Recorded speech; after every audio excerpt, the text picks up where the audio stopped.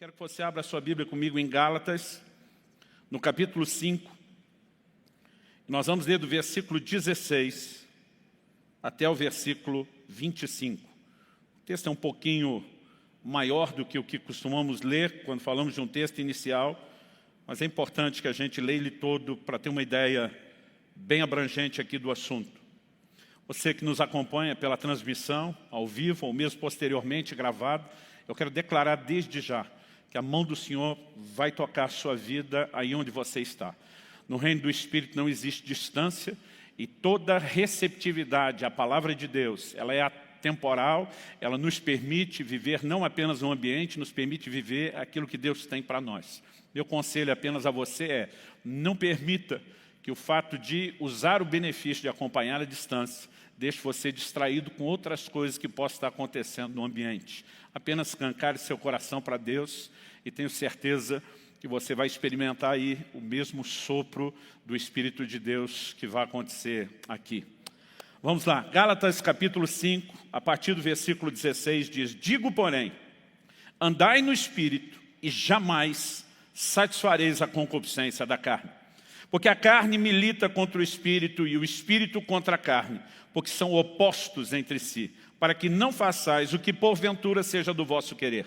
Mas, se sois guiados pelo Espírito, não estáis sob a lei. Ora, as obras da carne são conhecidas e são prostituição, impureza, lascívia, idolatria, feitiçarias, inimizades, porfias, ciúmes, iras, discórdias, dissensões, facções, invejas, bebedices, glutonarias e coisas semelhantes a essas, a respeito das quais eu vos declaro, como já outrora vos preveni, que não herdarão o reino de Deus os que tais coisas praticam. Mas o fruto do Espírito é amor, alegria, paz, longanimidade, benignidade, bondade, fidelidade, mansidão, domínio próprio. Contra essas coisas não há lei. E os que são de Cristo Jesus crucificaram a carne com as suas paixões e concupiscências. Verso 25. Se vivemos no Espírito, andemos também no Espírito. Eu gostaria de pedir que você repetisse comigo esse versículo 25. Diga comigo, se vivemos no Espírito, andemos também no Espírito. Agora eu vou pedir a gentileza de se aumentar uns 30% do volume, né? Dizer com mais empolgação comigo, se vivemos no Espírito, andemos também no Espírito. Glória a Deus. Bom, nesse mês onde enfatizamos o sobrenatural, eu quero destacar para você que toda a vida cristã ela é marcada pelo sobrenatural. A palavra sobrenatural significa algo que está acima do natural. O arrependimento, que é tanto uma resposta do homem, como também, por outro lado, uma ação divina, a obra do Espírito Santo. Ele não é algo normal ou natural. Quando a Bíblia diz que o Espírito nos convence do pecado, estamos falando de uma obra sobrenatural. Quando o homem experimenta a conversão e nasce de novo, o Tito 3,5 chama isso de o lavar da regeneração do Espírito Santo. Quando recebemos uma nova natureza, isso não é uma obra normal. Às vezes a ênfase que damos ao sobrenatural é apenas quando uma oração é extraordinária ou imediatamente respondida. Quando o milagre se manifesta de forma visível na nossa frente. De repente a gente empolga e diz, isso é o sobrenatural. Eu diria, não, isso também é o sobrenatural. Ano passado fui convidado a prestigiar um amigo no dia do aniversário e aparecer de surpresa pregando no culto da igreja dele. Apesar de não ser algo que eu particularmente gostaria de fazer, deixar de estar aqui um domingo, né, para homenagear um amigo, preferia almoçar com ele, fazer outra coisa. Algo dentro de mim, aquele testemunho interior do Espírito Santo dizia, vá. E eu simplesmente fui. Eu lembro que ao final da reunião, depois de ter deixado meu amigo feliz com a surpresa de aparecer lá, uma pessoa me procura e me fez entender um pouquinho mais do propósito que Deus tinha. Ele disse, pastor, eu não te conheço, eu nunca te vi, eu nunca ouvi falar do seu nome, mas eu estava pedindo socorro de Deus para uma irmã minha que está no estágio avançadíssimo de um câncer que já virou uma metástase e se espalhou. Eu estava pedindo ajuda, pedindo que Deus enviasse um anjo, alguém para nos ajudar. Ele diz, e ontem eu tive um sonho, sem nunca ter te visto, eu vi o Senhor com a roupa que você está. Quando você entrou nesse lugar, ele diz, aliás, anunciaram que era uma surpresa e pelo jeito nem o pastor sabia, ninguém sabia disso. Eu levei um choque. Você era a pessoa que eu tinha visto no meu sonho. O Senhor se importaria de orar com a minha irmã. E ele e a esposa me levaram até a irmã, ela estava muito debilitada. E eu falei para ela simplesmente, você está sabendo do sonho do seu irmão? Ela está dizendo, ele me contou porque ele estava impressionado vendo você. Eu falei, isso não tem nada a ver comigo. Eu sou apenas um enviado de Deus. Eu vou impor as mãos sobre você em nome do Senhor Jesus. Hoje à tarde recebi um vídeo dessa pessoa que agora permanece na igreja desde aquele dia, dizendo que a irmã foi completamente curada. Todos os sinais desapareceram. Aí você ouve uma história dessa e diz, isso é sobrenatural. É, irmão, mas não é mais sobrenatural do que a sua conversão. Não é mais sobrenatural do que o seu relacionamento com Deus. E nós precisamos pensar essa vida do sobrenatural envolvendo todas as áreas, inclusive viver uma vida de vitória sobre o pecado. Porque se você acha que vai vencer o pecado com as suas forças, com os seus recursos, com a sua capacidade, você está mais do que enganado. Nós só podemos viver uma vida de santidade, consequentemente de intimidade profunda com Deus, porque sem santidade é impossível viver nesse lugar de intimidade se entendermos os recursos que Deus nos disponibilizou. Então nós começamos com uma declaração aqui no versículo 16 sobre andar no Espírito. Esse andar no Espírito é uma ordem, um imperativo. A palavra aqui traduzida andai, ela significa literalmente caminhar, fazer o próprio caminho, mas também traz a ideia de progredir, fazer bom uso das oportunidades, regular a vida, ou conduzir-se a si mesmo, ou comportar-se. Quando a palavra de Deus está falando a respeito de andar no Espírito, eu e você precisamos entender exatamente que isso, além de uma ordem da parte de Deus, é também um recurso disponibilizado pelo próprio Deus. Para quê? O texto diz, andai no Espírito e jamais satisfareis a concupiscência da carne. Essa palavra traduzida concupiscência nas traduções mais antigas é traduzida de forma simplificada, numa linguagem mais atual, né, em traduções mais modernas como os desejos da carne, os impulsos ou as vontades da carne.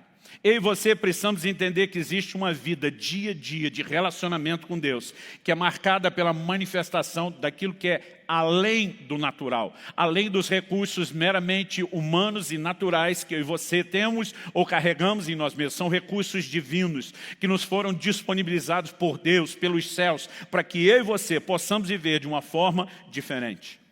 E uma das primeiras coisas a ser destacada é exatamente isso, que nós podemos viver num lugar de vitória, de manifestações ou conquistas que são sobrenaturais.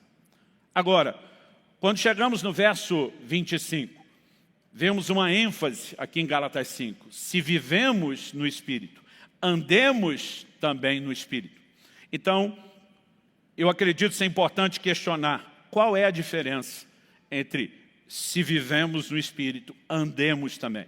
A expressão vivemos, eu acredito que ela fala do novo nascimento, da experiência de conversão.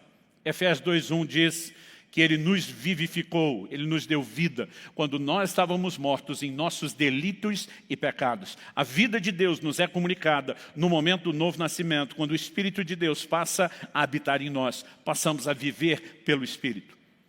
E o texto está dizendo, se vivemos, também devemos andar. O que significa isso? Que muito mais do que apenas a experiência de ser vivificado no novo nascimento ou na conversão, andar, o que subentende-se aqui é a ideia de caminho. Falei bastante disso nas reuniões do Alcance Mais. Deus profetizou a respeito daquilo que eu e você chamamos hoje de a nossa fé e o cristianismo, intitulando isso de o caminho. Essa é a maneira como os cristãos se referiam à sua fé no livro de Atos, o caminho. E anos, séculos antes da vinda de Cristo, Isaías, por exemplo, já estava anunciando, haverá um caminho santo. Nem o louco vai errar o caminho. Por quê? Porque Deus não proporcionou para mim e para você apenas um caminho. Ele nos deu recursos para sermos bem-sucedidos ao trilharmos o caminho. Isaías também declarou que enquanto nós andássemos pelo caminho, haveria uma voz atrás de nós, dizendo, esse é o caminho, ande nele. Não dizia para a esquerda, não dizia para a direita. E nós apresentamos isso aqui como uma ideia da liderança do Espírito Santo. Quando a Bíblia fala sobre ser guiado pelo Espírito Santo, não está falando apenas de direcionamento profético, apenas de revelar um propósito a ser cumprido. Não é apenas esse tipo de direção, quando você tem uma convicção, como a que eu tive, de ir para um outro culto, em outro lugar, e de repente você entender que Deus tinha um plano. Esse é apenas um aspecto. Mas nós podemos entender que ser guiado pelo Espírito é aprender a andar em relacionamento com Ele. Então, acredito que a diferença entre se vivemos, que é nascemos de novo, convertemos, experimentamos a vida de Deus, também temos que andar, fala do comportamento cristão. Em Efésios 4,17, ele começa falando a respeito da maneira como devemos andar, que não pode ser como a dos gentios. Quando ele fala da maneira de andar, ele não está falando da ginga, do balanço do corpo.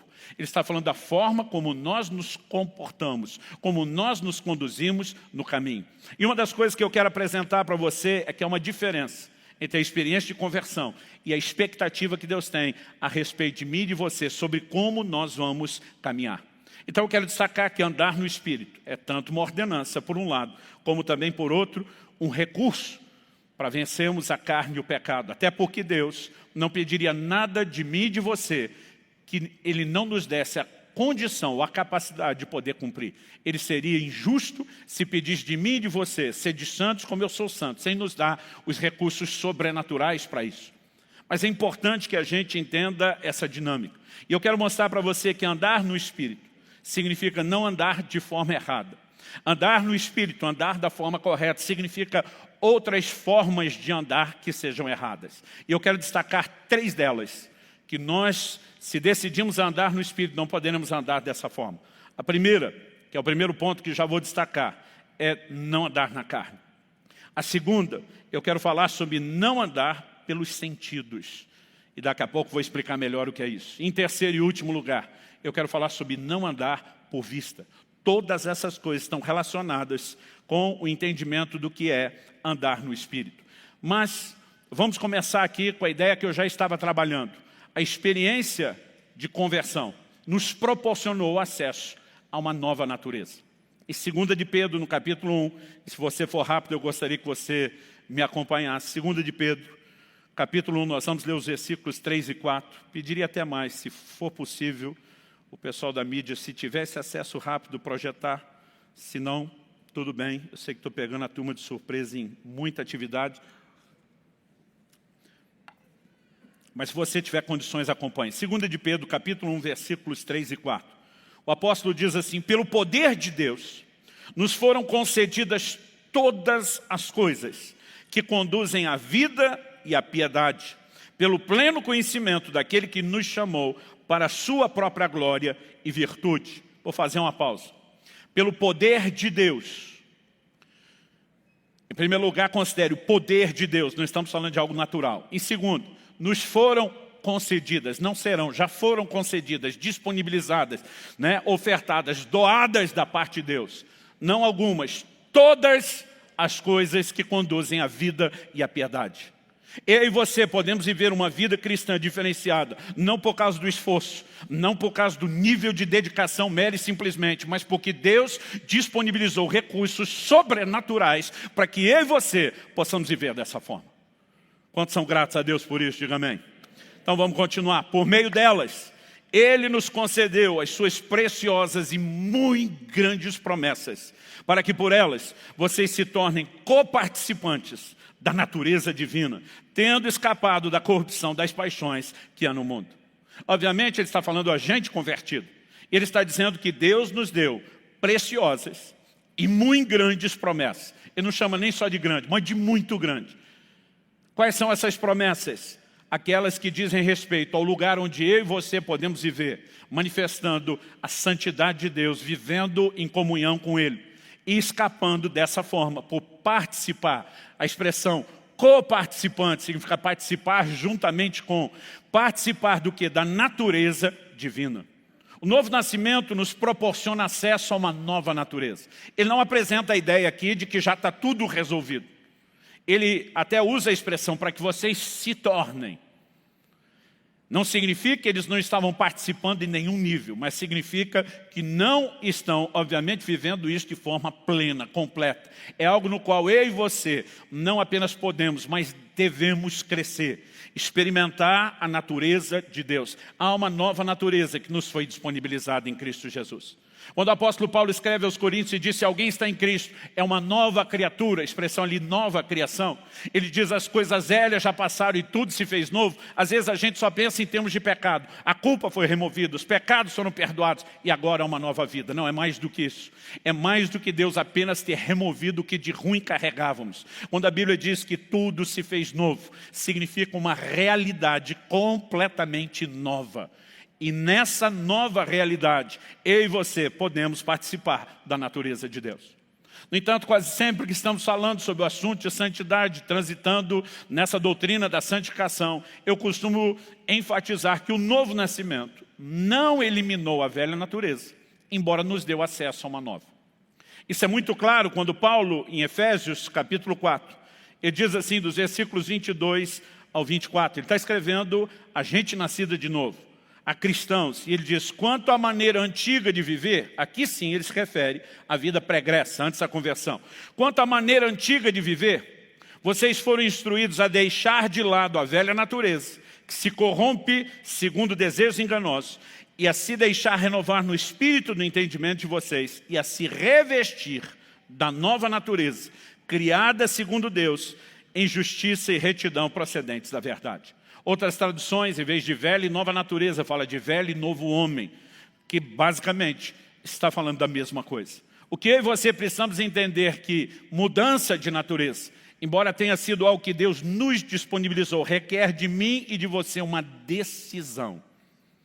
O texto, obviamente, está dizendo que nós é que temos que deixar de lado. As traduções mais antigas dizem: vos despojeis. Essa palavra traduzida, despojar, significa tirar do caminho, remover. Eu e você somos responsáveis por colocar de lado a velha natureza e nos revestimos, nos apropriamos de uma nova natureza.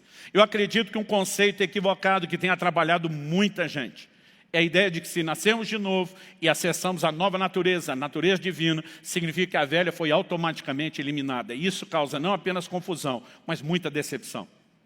Pregando o evangelho para muita gente, quase sempre que tenho oportunidade aqui e ali, não importa, né, onde eu estou, cada vez que surge uma oportunidade e eu procuro falar de Jesus, eu, todo momento, estou esbarrando em gente que normalmente nós classificamos como desviados. Alguém que um dia teve uma experiência com Cristo, caminhou na presença de Deus e hoje está distante.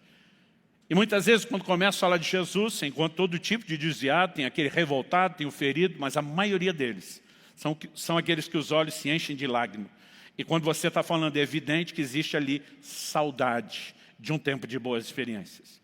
E quando eu vejo a reação dessas pessoas, eu normalmente digo: se era tão bom aquilo que você viveu com Cristo, por que é que você abriu mão disso?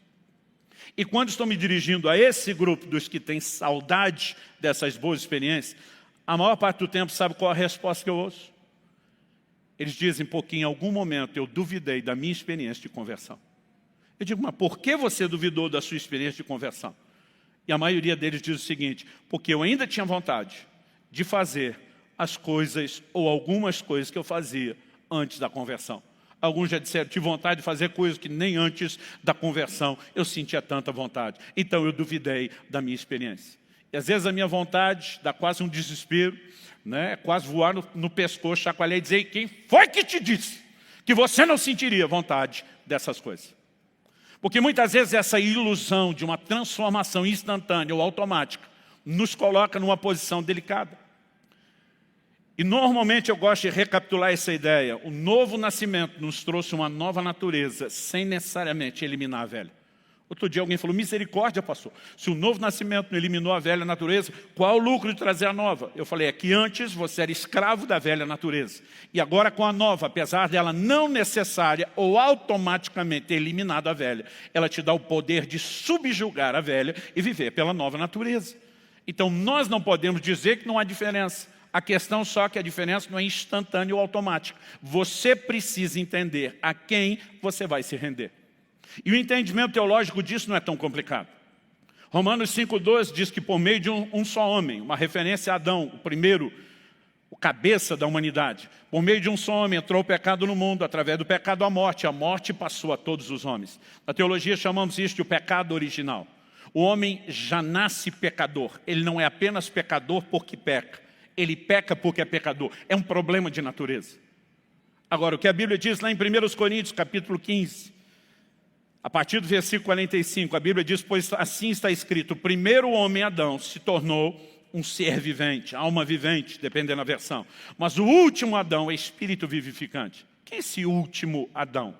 Quando lemos o texto, vamos descobrir que é uma referência a Cristo. O texto diz: o que vem primeiro não é espiritual, e sim o natural, depois o espiritual. Ou seja, na cronologia, quem veio primeiro é o natural, mas quem vem depois, por último, é espiritual. Então aqui ele está fazendo a distinção entre o que ele chama do primeiro e o último Adão. O primeiro é natural, o último é espiritual. Ele segue dizendo: o primeiro homem, formado do pó da terra, é terreno. O segundo homem é do céu. Então aqui nós entendemos algo no nível um pouquinho mais profundo. Não só o primeiro é só um ser vivente, enquanto o segundo ou último é um espírito vivificante. Não só o primeiro é natural, quando o segundo é espiritual, mas ele também aponta aqui no versículo 47, que enquanto o primeiro é só terreno, o último é celestial. Ele nos dá a pista quando diz o segundo homem. Esse Adão, ou a pessoa que aqui é chamada de Adão, é homem, mas não é natural, é espiritual. Não é só um ser vivo, é um ser que dá vida. Não é só alguém que é terreno, mas celestial. Quem é tudo isso ainda é homem? Cristo. Romanos 5 diz que Adão prefigurava aquele que havia de vir, Cristo. E ele não prefigura Cristo no sentido de ter falhado. Ele prefigura Cristo porque ele foi um cabeça de raça. No entanto, ele falhou na sua missão. Foi criado segundo a imagem de Deus. Deveria, como toda a lei da criação que foi estabelecido para os vegetais, para os animais e para o homem, reproduzir segundo a sua espécie. Ele deveria ter gerado seres semelhantes a Deus, assim como ele era. Mas ao pecar, ele não apenas se distanciou de Deus, ele maculou, ele deformou a própria natureza. Ele se torna um molde deformado daquilo que Deus queria produzir. Quando Deus enviou Jesus, Jesus não veio só perdoar pecados. Jesus veio gerar aquela raça com a qual Deus sonhou antes da fundação do mundo.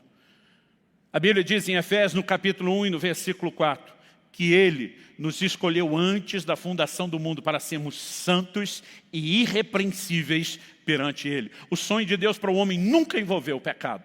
Como o primeiro cabeça de raça falhou, Deus diz: eu tenho que levantar um outro. E quando Jesus começa a ensinar em João 3 sobre novo nascimento, ele está falando sobre como ele, o novo cabeça de raça, iria reproduzir uma nova raça semelhante a ele, que manifestava a imagem de Deus e não tinha nenhum vínculo com o pecado.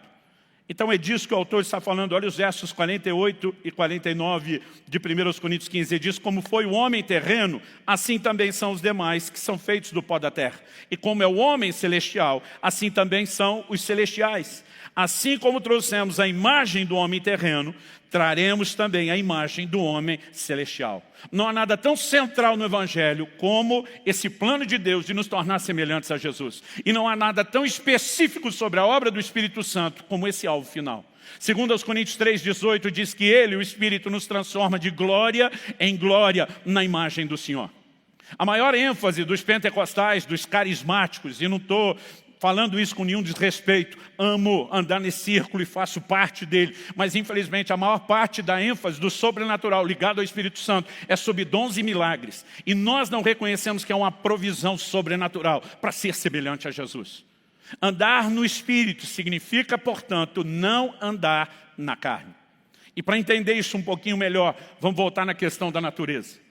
Pastor, que ideia é essa de ter as duas naturezas? Principalmente quem prega muito a realidade da nova criação, justificação, enfatizando a nova criação, às vezes não gosta de ouvir isso, mas não é um raciocínio difícil.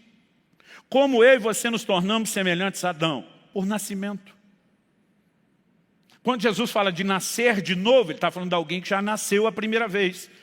E quando nasceu, nasceu segundo a carne. Quando ele fala do novo nascimento, ele mostra que é diferente da primeira experiência. Nicodemos questiona Jesus: o senhor está querendo dizer que eu tenho que entrar lá no ventre da minha mãe? Está em João 3, você pode ler melhor depois. O senhor está querendo dizer que eu tenho que voltar no ventre de mamãe e ser dado à luz de novo? Jesus diz: não, o que é nascido da carne é carne. Ele diz: mas o que é nascido do Espírito é Espírito. O novo nascimento é algo que acontece na dimensão espiritual, não natural.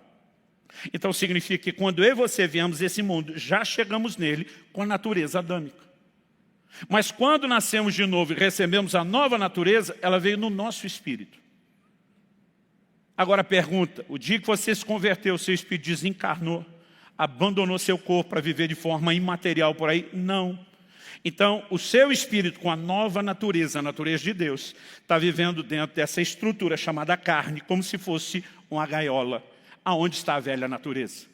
Então, no seu espírito, você passou a ter a nova natureza. Na sua carne, você carrega a velha. Paulo escreve aos Gálatas e diz, eles são opostos entre si. E o pau está quebrando entre as duas naturezas.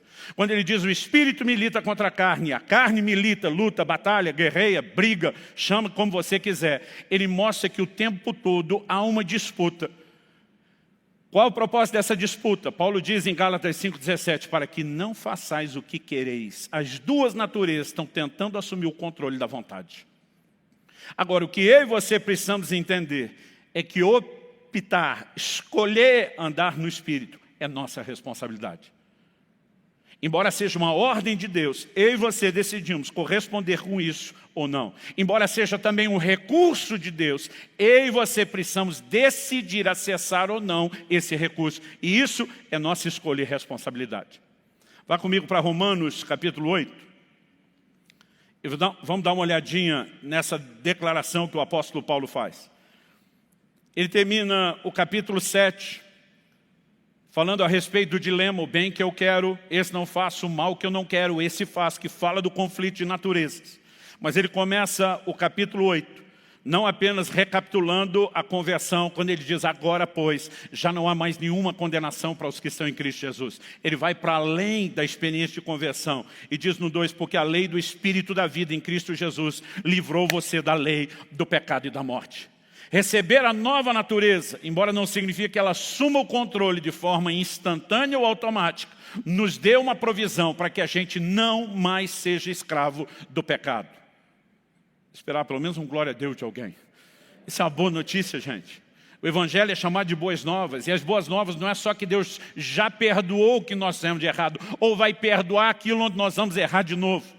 O Evangelho, além de nos livrar da condenação do pecado, ele também nos livra do poder do pecado. Ele nos dá a capacidade de evitar pecar. Isso é boa notícia. Agora, para que a gente ande nesse lugar, nós precisamos de um recurso indispensável.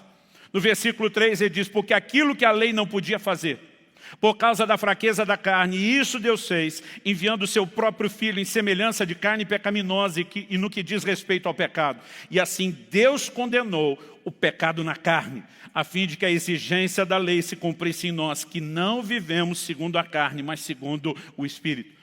Já falei disso diversas vezes aqui antes. O pecado entra no mundo pela carne, por meio de Adão. Se multiplica e é transmitido. Deus precisa julgar o pecado na carne. Quando, na pessoa de Jesus, Deus se faz homem e julga o pecado. E no ápice da redenção, quando Jesus voltar, nossos corpos serão transformados, glorificados. Significa que nós que já fomos libertos da condenação do pecado, que hoje somos libertos do poder do pecado, um dia seremos livres da presença do pecado. A obra de Deus é poderosa, gloriosa, é extraordinária, mas o que nós precisamos entender é que na lei, a Bíblia diz que a lei ela estava enferma, fraca, ela estava numa condição onde era impossível a ela, embora a lei determinasse ao homem o que não fazer, ela não dava ao homem recursos para vencer aquilo. A Bíblia diz que ela estava enferma pela carne, a velha natureza. Agora o verso 4 diz que a exigência da lei se cumpre em nós, que não andamos segundo a carne, não estamos presos a uma velha natureza, mas andamos segundo o Espírito. Temos os recursos de uma nova natureza. Isso significa que a maior mudança entre lei do Antigo Testamento, graça da nova aliança, não é que deixou de ter mandamento, é que agora nós somos empoderados para viver obediência. Mas para entender isso, nós temos que continuar lendo. Verso 5 de Romanos 8. Os que vivem segundo a carne se inclinam para as coisas da carne, mas os que vivem segundo o Espírito se inclinam para as coisas do Espírito. Verso 6. Pois a inclinação da carne é morte, mas a inclinação do Espírito é vida e paz. Verso 7, Romanos 8, a inclinação da carne é inimizade contra Deus, pois não está sujeita à lei de Deus, nem mesmo pode estar. Portanto, os que estão na carne não podem agradar a Deus. Verso 9, vocês, porém, não estão na carne. Ele não está querendo dizer que o seu espírito desincorporou. Ele está dizendo que você não está sujeito ao governo da velha natureza. Ele diz, vocês não estão na carne, mas no espírito. Se de fato o Espírito de Deus habita em vocês.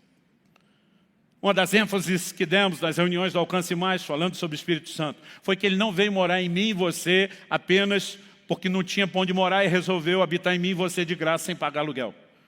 Ele vem para cumprir uma missão. E essa missão é nos empoderar para vencer a inclinação ao pecado, os impulsos e os desejos da carne. Versículo 10 diz, se porém Cristo está em vocês, o corpo na verdade está morto por causa do pecado, mas o Espírito é vida por causa da justiça. E se em vocês habita o Espírito daquele que ressuscitou Jesus dentre os mortos, esse mesmo que ressuscitou Cristo dentre os mortos, vivificará também o corpo mortal de vocês, por meio do seu Espírito que habita em vocês. Assim, pois, irmãos, verso 12, somos devedores, não à carne, como se estivéssemos obrigados a viver segundo a carne. Porque se vocês viverem segundo a carne, caminharão para a morte. Mas se pelo Espírito mortificarem os feitos do corpo, certamente viverão.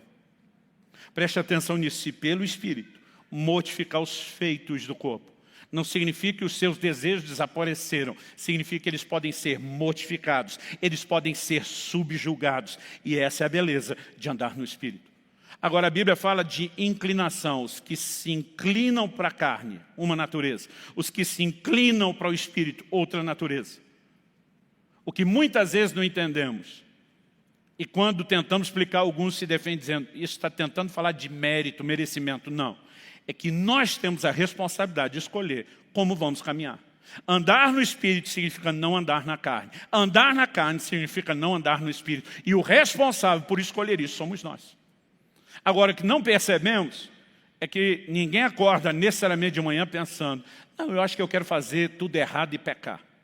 A inclinação para a carne é quando nós deixamos de nos alimentar, de abastecer o relacionamento com Deus, a consciência de verdades espirituais e começamos simplesmente a viver de forma natural.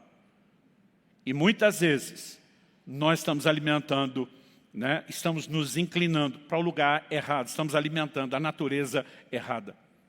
Em Gálatas 6, o apóstolo Paulo diz no verso 7, de Deus não se zomba, tudo que o homem semear, isso também ceifará. Mas logo depois ele diz, os que semeiam na carne, da carne vão colher corrupção. Mas os que semeiam no Espírito, do Espírito vão colher a vida eterna. É você que decide onde semeia e de onde colhe. O problema muitas vezes é que sem essa consciência nós começamos a nos conduzir de forma errada. Daqui a pouco eu vou falar de um problema chamado sentimento, que acaba sendo traiçoeiro para muita gente. Mas, em primeiro lugar, vamos falar de responsabilidade. O que é essa inclinação? A inclinação para a carne não significa que você já chutou o balde, escambou para viver no pecado. Às vezes significa apenas alimentar mais a velha do que a nova natureza. E é por isso que, mesmo não sendo contrário ao entretenimento, eu não consigo entender um crente que gasta horas tomando um porre de filme e seriado, alimentando todos os valores do mundo e da carne, sem tempo para Deus, para a palavra, para a oração. E depois ele diz, não consigo vencer. Eu digo, tu vive inclinado para o lado de cá, mas quer colher do lado de lá? É aqui que nós temos que entender a importância das disciplinas espirituais. Elas não são necessariamente algo que vão produzir mérito, mas são uma semeadura que vão produzir colheita.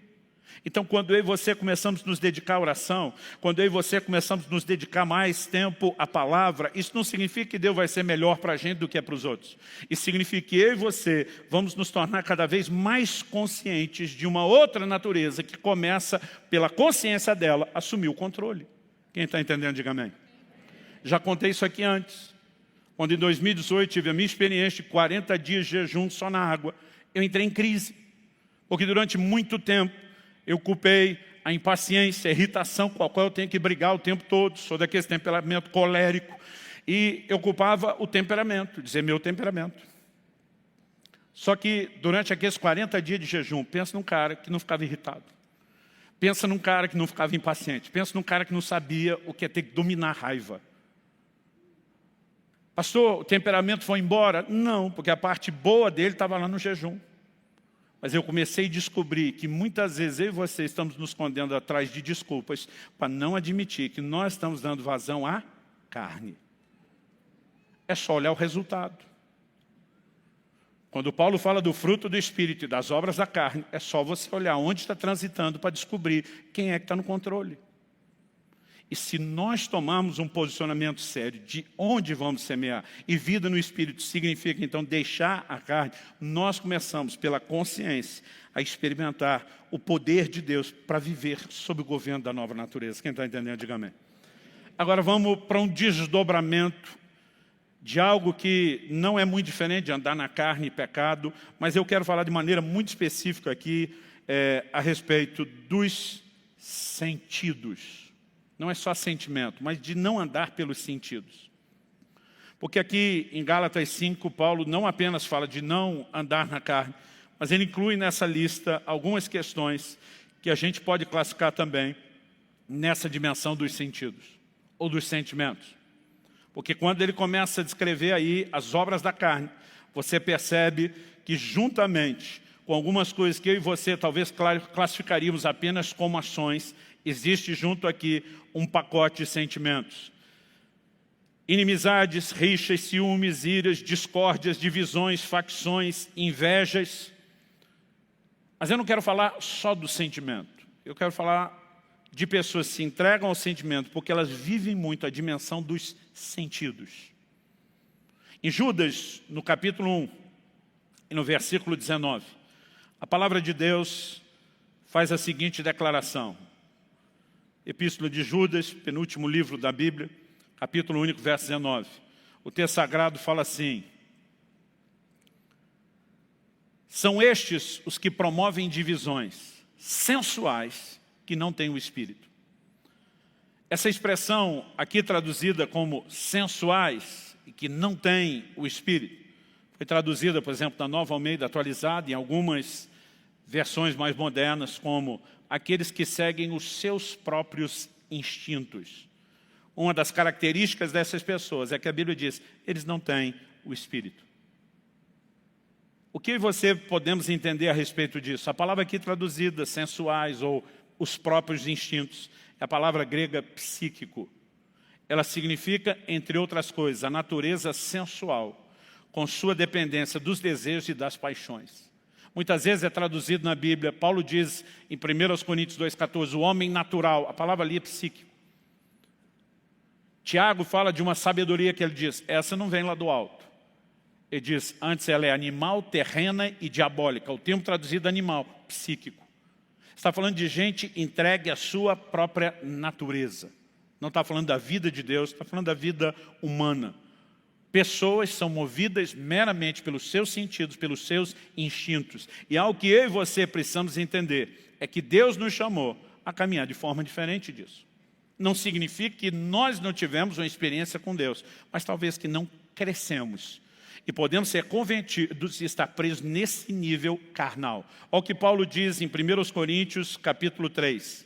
Eu vou ler do versículo 1 ao 4.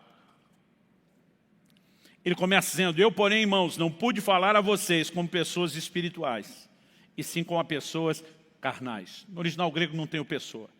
Só tem, não pude falar a vocês como a espirituais, e sim como a carnais. O que significa esse adjetivo espiritual carnal? Espiritual, o que está andando no espírito. Carnal, o que está andando na carne. Agora, ele está falando de crentes. Ele diz, como a crianças em Cristo. Então ele está dizendo, vocês nasceram de novo. Como diz 1 de Pedro 2,2, vocês são meninos recém-nascidos que precisam do leite espiritual para o crescimento. Mas ele diz, eu lhes dei leite para beber. Não pude alimentá-los com comida sólida, porque vocês ainda não podiam suportar. E depois diz, nem ainda agora podem, porque vocês ainda são carnais.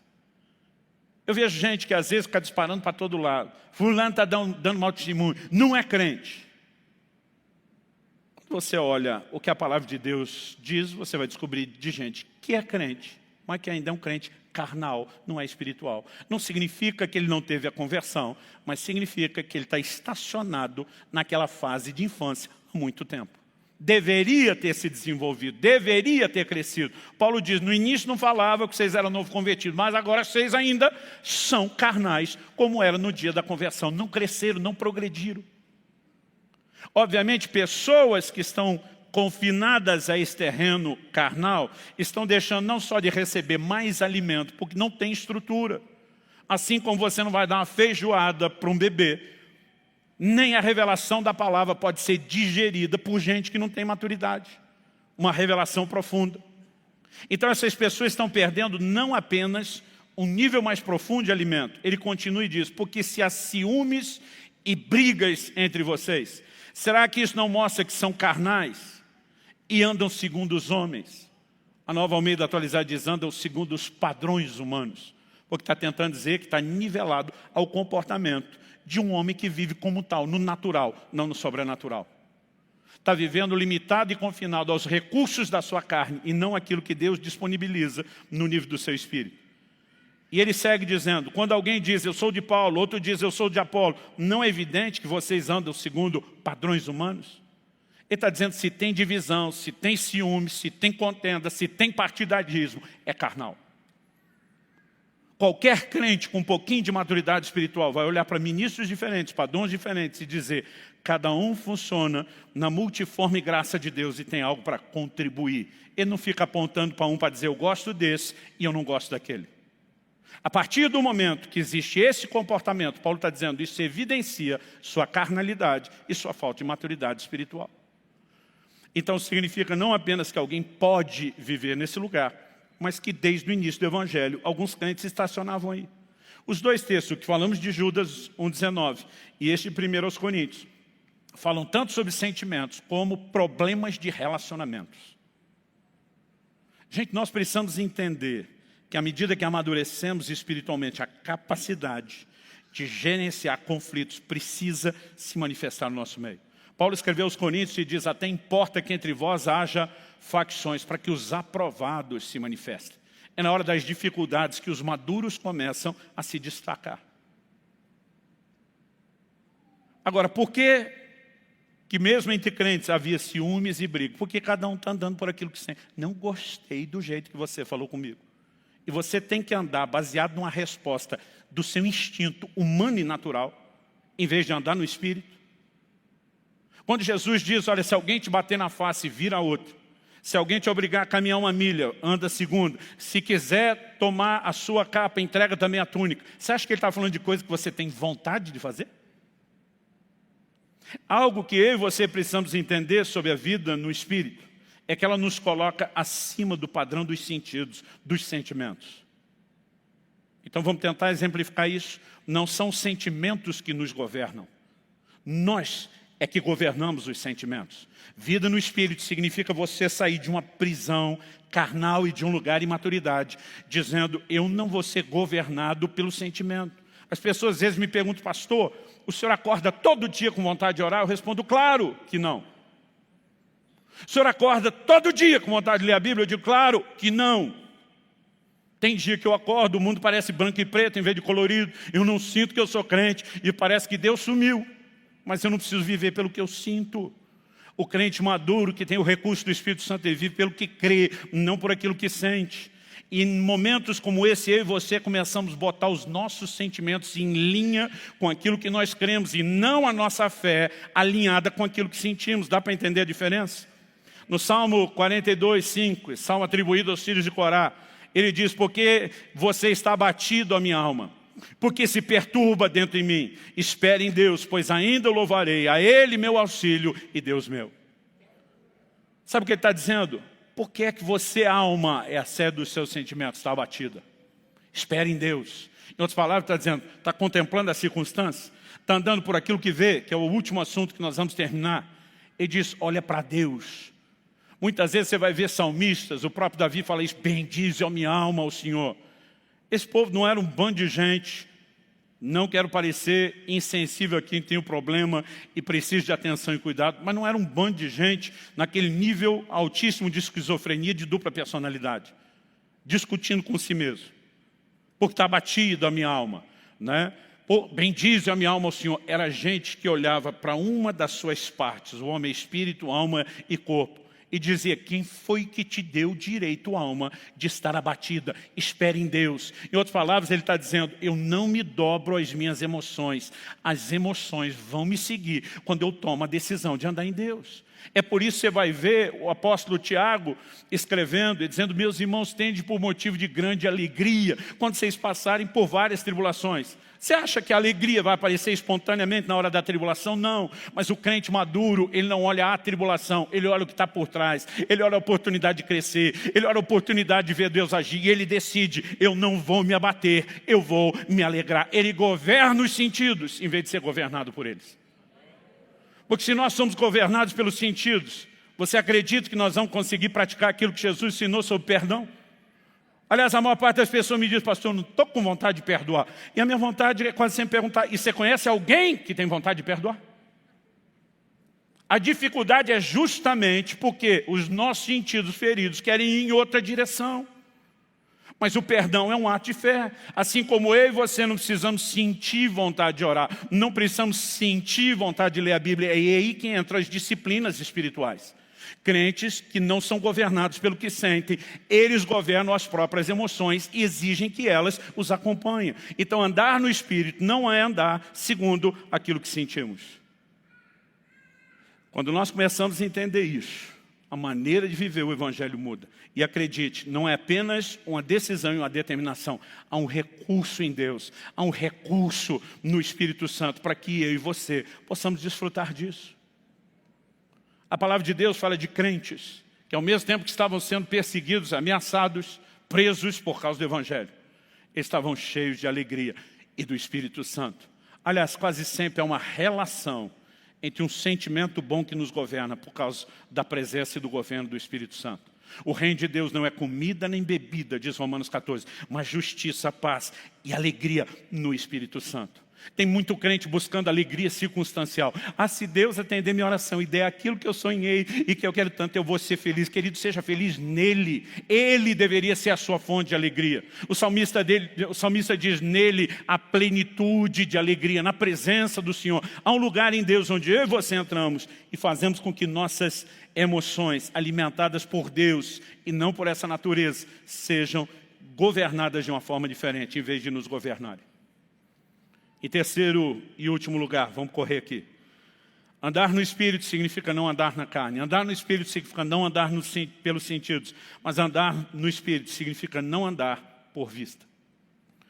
Quando o apóstolo Paulo, em Gálatas 5, fala a respeito de você não manifestar as obras da carne, pelo contrário, crucificar a carne com as suas paixões, manifestar a obra do Espírito, ele está chamando a sua atenção para colocar os olhos em alguma coisa que não se vê naturalmente.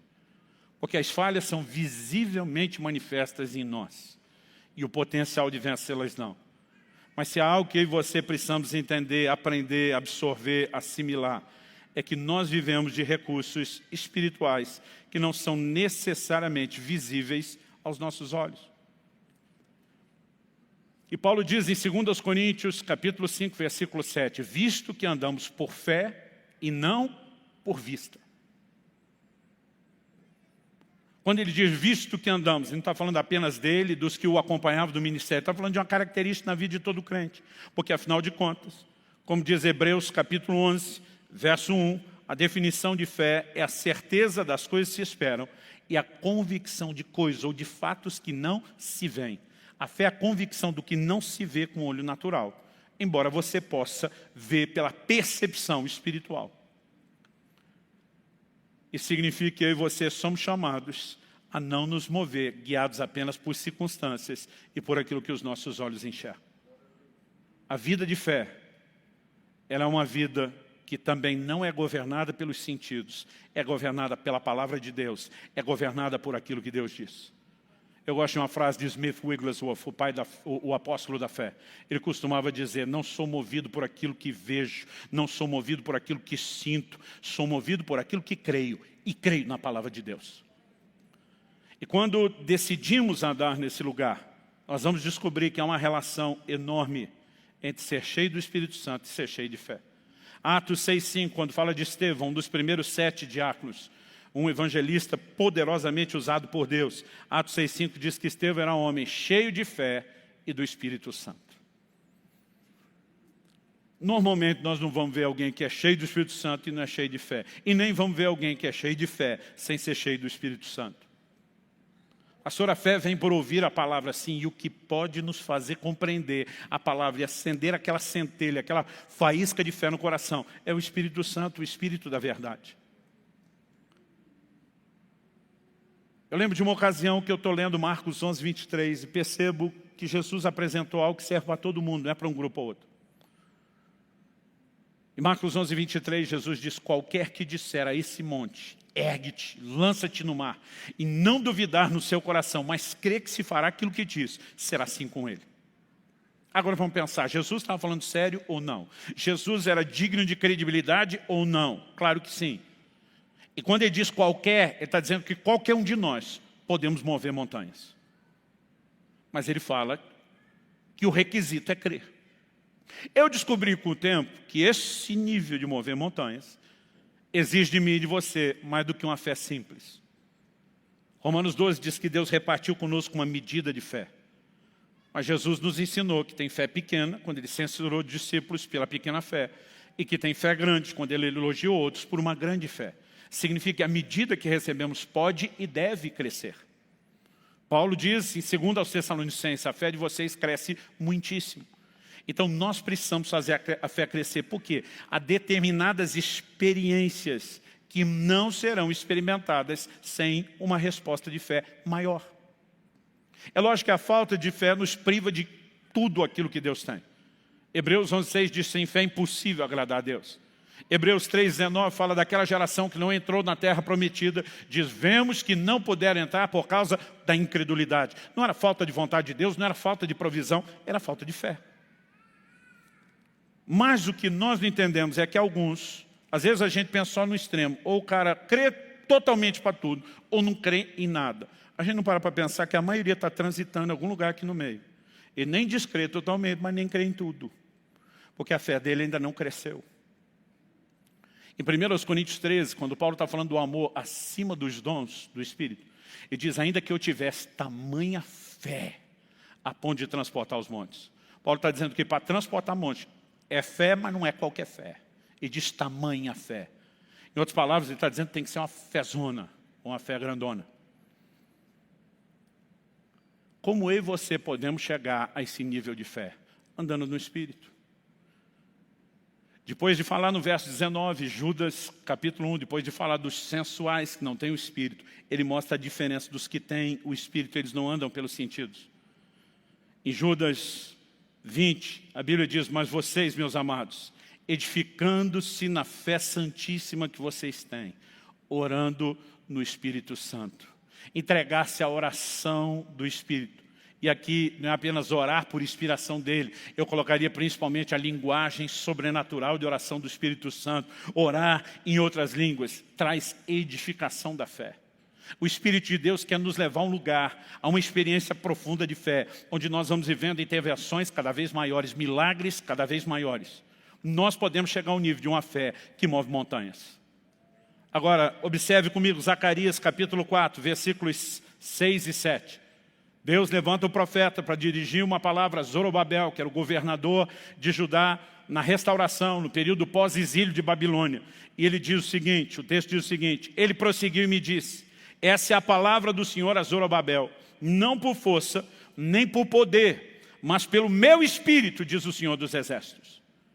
Deus está dizendo, não é o seu esforço, a sua força, a sua capacidade, não é o poder humano. Deus está dizendo, é pelo meu Espírito. E ao que eu e você precisamos entender que viver a vida cristã não é diferente. Nós não estamos confinados aos nossos recursos ou à nossa força, ou melhor, à falta de força. Deus está dizendo, é pelo meu Espírito.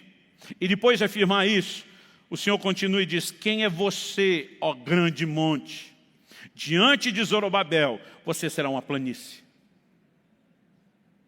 Zorobabel era um instrumento de Deus como líder para mover o povo na direção da reconstrução, não só da cidade, mas do templo. Havia muitos empecilhos. E agora Deus levanta o profeta para dizer, quem é você, grande monte, montanha que se instalou na frente do meu servo?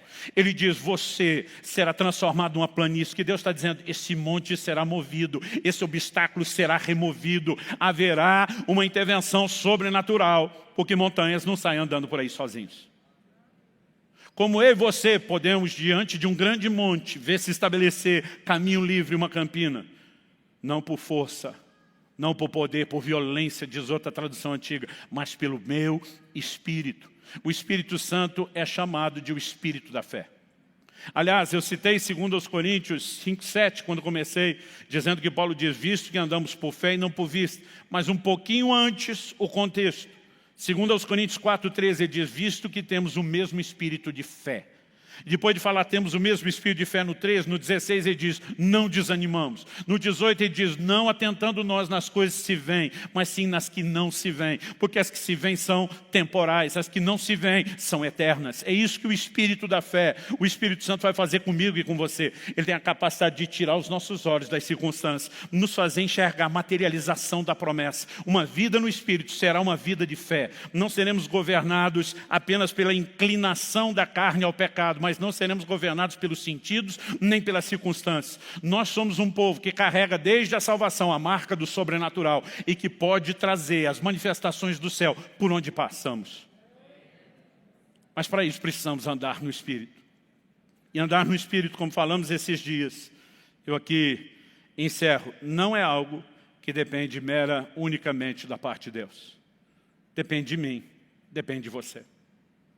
Tem muito crente na fantasia de que um dia o rio de Deus vai invadir a vida nele, vai dar um enchente espiritual. O que a gente aprende em Ezequiel 47.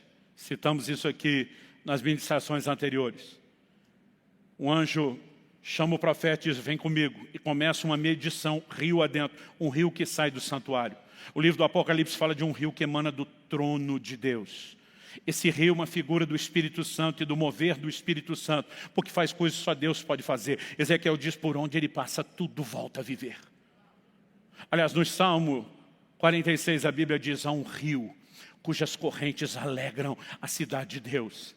Meu querido, a minha, a sua alegria não depende das circunstâncias, daquilo que a gente passa. Paulo e Silas estavam presos, com os pés no tronco, tinham sido açoitados, ninguém tratou o ferimento. E a Bíblia diz que em vez de dormir, os dois oravam e cantavam louvores. Eu e você podemos viver conectados a uma fonte, agarrados num trifásico, que não importa aquilo que eu e você enfrentamos, nós estamos energizados espiritualmente. Algo procede do Senhor, há um rio cujas correntes alegram a cidade de Deus.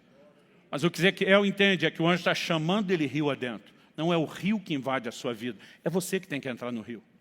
E você decide até onde vai. Ele entra até onde a água dá no tornozelo. Mas não para. O anjo não deixou ele parar. Porque não era hora de parar. Ele continua a medição. Águas agora estão subindo no joelho em vez de no tornozelo. Mas não param, porque não é hora de parar. Continua entrando o rio adentro. Água nos lombos. Mas não pararam, porque não era hora de parar. Quando pararam? Quando atravessaram? Não. A Bíblia diz, quando chegaram nas águas profundas. Águas para se nadar. E eu quero lembrar o que falamos aqui. Isso fala de perder o controle. Aliás, nós precisamos jogar fora uma ideia, um conceito errado de que ser cheio do Espírito Santo é ter mais do Espírito Santo. Isso não é bíblico.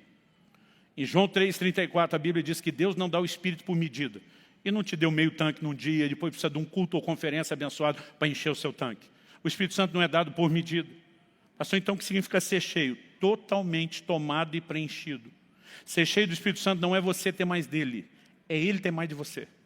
É uma entrega maior, é uma rendição maior. E cada vez que você se entrega, ele vai preenchendo as áreas. Ele vai poder encher você, mas ele depende da entrega. Enquanto a pessoa está com água no tornozelo, no joelho ou nos lombos, por mais que estejam em estágios diferentes, aquele entrou mais no rio do que esse. Cada um, enquanto está pisando o chão, enquanto está dando pé, ele se governa e diz, vou para cá, vou para lá. Mas quando chega às águas profundas, que Ezequiel diz, águas para se nadar. Quando o pezinho não toca mais o chão, você perdeu o controle. Esse é o momento onde o rio assume o controle. Ele começa a te carregar. Ele te leva para onde quer. Uma vida cheia do Espírito Santo é uma vida de tamanha rendição, onde a gente perde o controle e nos abandona ao governo dele. Mas isso é nossa responsabilidade. Vamos ficar em pé para parecer que está acabando. Concluindo, se queremos viver de forma sobrenatural, precisamos decidir, escolher andar no Espírito. A frase, se vivemos no Espírito, que fala da conversão, também andemos, mostra que nós temos uma responsabilidade de aprofundar aquilo que nos foi disponibilizado. Andar no Espírito nos permite, em primeiro lugar, vencer a carnalidade e o pecado. Em segundo, os sentimentos humanos que nos limitam. Aquela dimensão do sentido que nos prende no natural e nos impede de ir para o sobrenatural. Em terceiro e último lugar, falei que andar no Espírito nos permite vencer circunstâncias, principalmente aquelas que são contrárias, desalinhadas à palavra de Deus. Isso nos permite viver reviravoltas de fé e de intervenções de Deus na nossa vida. Quando a gente tenta estabelecer o que é andar no Espírito, a minha ideia, a minha clara intenção aqui, não é colocar quem se flagra, quem se admite dizendo, eu acho que eu não estou andando só nesse trilho onde deveria, a ponto de você sair daqui debaixo de culpa, condenação, desanimado. Não dei conta. Toda vez na Bíblia que você vê Deus tentando expor erros, Ele tem uma mentalidade clara. Nós temos uma cultura emocional entre os latinos, isso é forte aqui no Brasil. Nós temos a cultura de reações emocionais. Se alguém confronta, a gente já entende como reprovação ou descarte. Você, às vezes, vai descobrir culturas, não estamos falando de gente crente ou não crente, culturas, onde eles vão olhar para esse tipo de gente e dizer, esse é fraco, eles entendem que precisa de ajuda e que o confronto tem a sua importância. Mas por estarmos nesse grupo cultural que nos favorece algumas coisas, nos prejudica em outras, nós muitas vezes temos uma dificuldade até com o confronto de Deus. Porque a gente lê como reprovação. Em Apocalipse 2, quando está falando ao anjo da igreja de Éfeso, e Deus diz, tenho porém contra ti que abandonaste o primeiro amor. Deus não para aí. Ele diz o seguinte, lembra de onde caíste. Arrependa-se e volte à prática das primeiras obras. Deus está dizendo, sabe que eu estou tocando no assunto de que você errou? Porque eu não quero perder você por nada. Eu quero te ajudar a consertar. Eu quero que você lembre como era bom antes de você perder o rumo. E eu quero que você volte, arrependa e volte. Então minha oração a Deus é que você que olha e diz, não estou andando no Espírito, não estou andando só aqui como devia. Que você hoje entenda que o Deus que te ama e quer muito você por perto, Ele não está mera e simplesmente chamando sua atenção mais do que isso. Ele está dizendo, eu estou esperando você entrar no rio. Eu estou esperando você decidir andar no Espírito. Há uma vida extraordinária. E nós podemos viver as marcas do sobrenatural em tudo. Mas isso é uma decisão. Eu gostaria que nós levantássemos um clamor a Deus. Não apenas por um toque, por um enchimento do Espírito Santo, mas por rendição. Eu gostaria que nós voltássemos a cantar a canção que estávamos cantando antes da pregação. E fizéssemos dela uma oração. Espírito que desce como fogo. Que nós pudéssemos clamar pelo enchimento de Deus. E a minha oração, seja você aqui, você que nos acompanha pela transmissão, é que você não se preocupe com outra coisa. Mais importante do que ouvir a instrução da palavra é permitir que o próprio Espírito Santo trabalhe e aplique não só essa consciência. Eu creio que a graça, recurso sobrenatural, há uma presença de Deus nesse lugar e que vai tocar você que nos acompanha à distância. Eu sinto muito forte que essa unção, e uma das declarações no livro de Isaías é que a unção despedaça o jugo, aquilo que prende. Essa unção vai quebrar jugos hoje. Pessoas que, consciente ou não, começaram a andar na carne, se fazer escravos de algumas coisas, podem se sujeitar a um toque de Deus que vai literalmente te libertar de uma amarra espiritual da força do pecado. Para alguns é um momento de arrependimento e clamor por mudança, dizendo, Senhor, eu preciso voltar a andar no Espírito e não na carne. Mas esse é um momento onde a gente precisa não apenas decidir corresponder com Deus, mas abraçar o recurso. Porque, como dissemos, para viver nesse lugar, precisamos dos recursos sobrenaturais. Deixa o Espírito de Deus te tocar. Sinceramente, apesar de normalmente nos conduzirmos dentro de um prazo, eu não estou com pressa ou desespero de terminar a reunião. Não precisamos necessariamente estender muito, mas também não temos que fazer isso de forma corrida. Deixa apenas que o Espírito de Deus te toque e te envolva nesse momento, em nome de Jesus. Comece a falar com Deus, do seu jeito, da sua maneira, com as suas palavras. Mas a ideia é render-se a Ele. Talvez você diga, pastor, eu não estou assim tão distante, mas há uma fome, há um desespero dentro de mim. Eu quero mais. Nenhum de nós deveria estar satisfeito com onde chegou, sabendo que há mais. Deus está falando com cada um de nós, talvez de formas distintas, com aplicações diferentes. Nós vamos nos lançar nele, nesse rio, em nome de Jesus.